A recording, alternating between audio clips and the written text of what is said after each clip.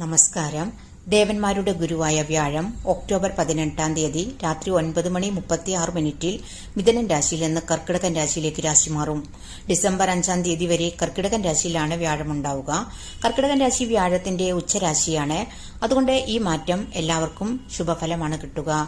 ഒപ്പം തന്നെ പഞ്ചമഹാപുരുഷ യോഗങ്ങളിൽ വ്യാഴത്തെ കൊണ്ട് രൂപപ്പെടുന്ന ഹംസയോഗം എന്ന രാജയോഗം ചില രാശിക്കാർക്കും നക്ഷത്രക്കാർക്കും ലഭിക്കും. കർക്കിടകൻ രാശി വ്യാഴത്തിന്റെ ഉച്ചരാശിയാണ്. അപ്പോൾ വ്യാഴത്തിന്റെ കേന്ദ്രസ്ഥാനങ്ങളായ 1, 4, 7, 10 ഭാവങ്ങളിൽ വരുന്ന രാശിക്കാർക്കും നക്ഷത്രക്കാർക്കുമാണ് ഈ ഗുണങ്ങൾ കിട്ടുക. നല്ല വ്യക്തിത്വം ഉണ്ടാകും, സമ്പത്തും അതുപോലെ ഐശ്വര്യവും വർദ്ധിക്കും. ഒക്ടോബർ 18 മുതൽ വ്യാഴത്തിന്റെ ഈ ഹംസയോഗം കൊണ്ട് നേട്ടങ്ങൾ കിട്ടുന്ന 12 നക്ഷത്രക്കാർ ആരൊക്കെയാണെന്ന് നോക്കാം. മേടൻ രാശിക്കാരായ അശ്വതി, ഭരണി, കാർത്തിക നക്ഷത്രക്കാർ ഇവരുടെ കേന്ദ്രഭാവമായ 4-ാം ഭാവത്തിലാണ്. അതുപോലെ കർക്കിടകൻ രാശിക്കാരായ പുണർദം, പൂയം, ആയില്യം നക്ഷത്രക്കാരുടെ സ്വന്തം രാശി പറഞ്ഞാൽ 1-ാം ഭാവത്തിലാണ്.